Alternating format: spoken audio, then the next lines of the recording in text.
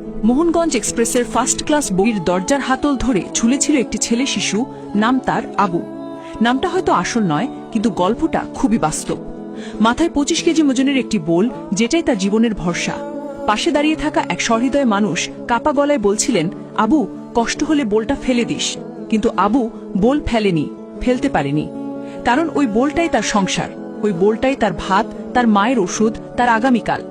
বোলটা ফেলে দিলে আবু শুধু ভার নামাতো না, ফেলে দিত বেঁচে থাকার শেষ আশাটুকু। গতকাল নেত্রকোনাগামী মোহনগঞ্জ এক্সপ্রেসে উঠতে গিয়ে এভাবেই আটকে যায় আবু। দরজাটা ভেতর থেকে তালাবদ্ধ।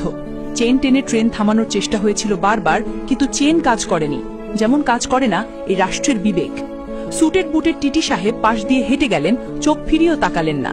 হয়তো আবু তার দায়িত্বের মধ্যে পড়ে না। ট্রেন ছুটেছে, আবু ঝুলেছিল। শেষ পর্যন্ত সে আর পারেনি, ছিটকে পড়ে গেছে লাইনের পাশে। ফার্স্ট ক্লাস বগির দরজায় রক্তে ভিজে গেছে মায়ের আবু। মরে গেছে এক দরিদ্রের স্বপ্ন, ভেঙে গেছে এক মায়ের পৃথিবী। আর রাষ্ট্রের কেউ ছিল না, ছিল না কেউ।